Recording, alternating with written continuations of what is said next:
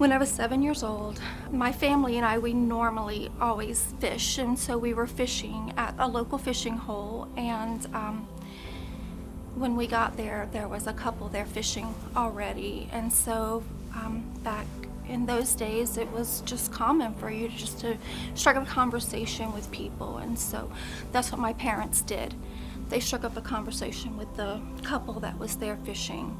During this time, I was getting cold, and so I just wanted to go into the car, and so I went into the car, and then he came up to the car, the man that was fishing with my parents, and said, "I'll be back." And I didn't think anything of it, and so he went away, and shortly thereafter he came back and knocked on the window, and he said that my father said that I could go with him in order to get some fishing worms, and so I went with him. I wasn't scared of him at that moment. It wasn't until we went down into a place called Hidden Lake, and you have to go down a dirt road in order to get there. And he took me down there, and he said, he parked on the side of the road, and he said, "We're gonna go through here to get to my friend's house," which was through the woods. And he then picked me up and sat me on his forearm and carried me into the woods, and he said that I was, his exact words was, "Whew, you're a heavy little girl." And he sat me down on this big log, and I was become really scared at this point, and I turned to look around to see where I could run, and he grabbed me around the neck and threw me on the log and started choking me. At that point, I just remember hearing play like it's a bear. If you're ever mauled by a bear, you should try to lay dead, and they might maul you, but they won't kill you. When I finally did wake up, I didn't have on my clothes. I had on my little tank top shirt that I had on, but nothing on the bottom, no shoes, no underwear, no shorts. And I remember having this sticky stuff all over my face, and my hair was matted to my face, and I was so weak that every time I would take a step, I would stumble and fall. I don't know the time frame. It could be 6 hours, 8 hours, somewhere around there. I was missing, and during this time, the whole town was looking for me, including him. My mom said that he actually was on the back of one of the trucks. He was searching for me with the search party, knowing good and well where I was and how he left me. I was cold, and the Lord told me to go to this one tree, and it was an orange tree, and he said the roots are warm and the grass is tall. And so I went to that tree, and I laid down at the root of it, and I got warm. And he kept coming back. His car kept driving back and forth. And it wasn't until one car come, and the Lord said, "That one." And I ran out, and I was waving my hands up in the air and screaming, "Help!" And they stopped, and they came back, and they then wrapped me in a blanket and took me home. My mom, she come running, and she ran out of her shoes and out of her jacket, out of everything to get to me. And that's when I told my mom where, he took me and who he was that did that to me.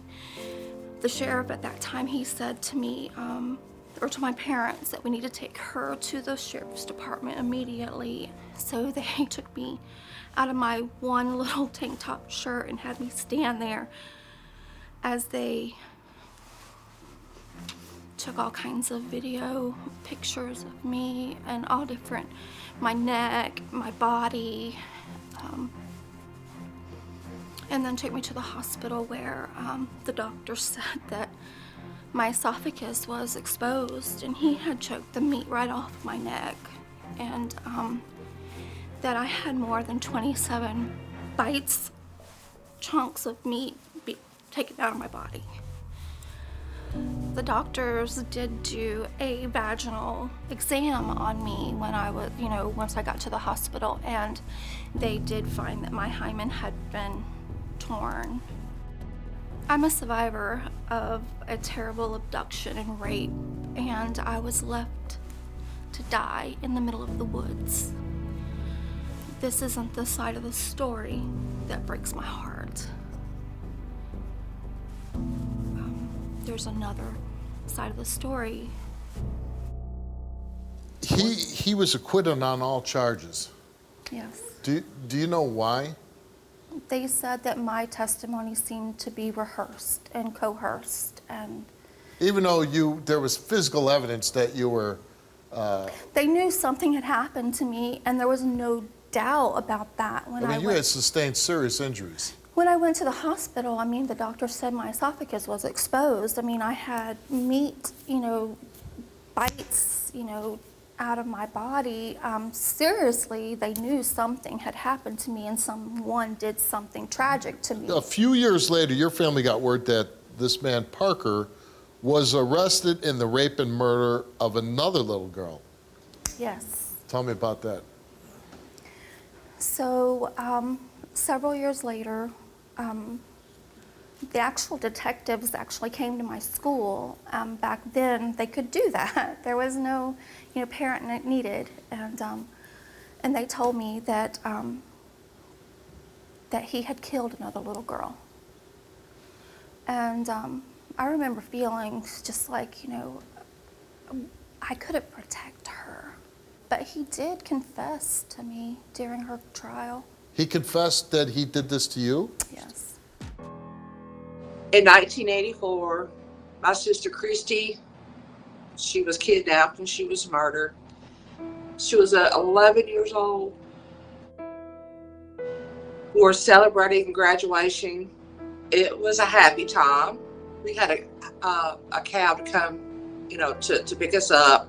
I got in the cab. She didn't want to get in. She wanted to, to see a friend or two or whatever. And my father said to go ahead. I'll bring her to the graduation. Just go ahead.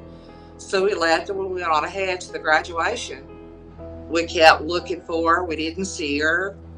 She didn't show up.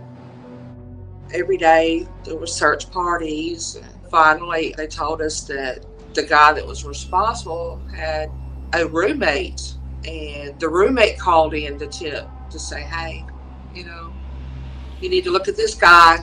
He never showed up for work. He went to the doctor and said he had scratches, a couple bruised ribs. His name is Byron Ashley Parker. He kidnapped her, and he raped her and murdered her. He offered her a ride, and of course he didn't take her to the school. He stole my sister from me, not just a sister, a friend. He was arrested and he was charged.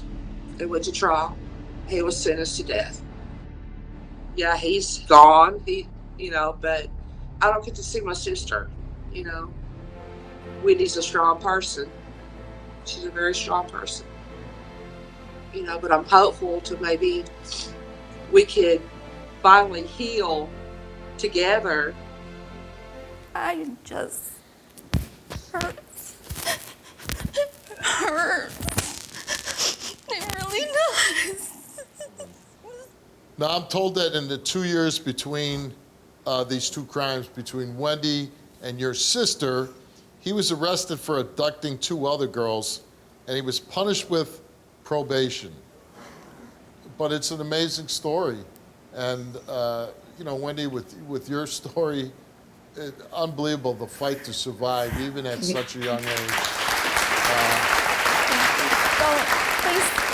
Please don't let this be the last time we speak. I want a relationship. That sounds really good. Okay. Well, at least...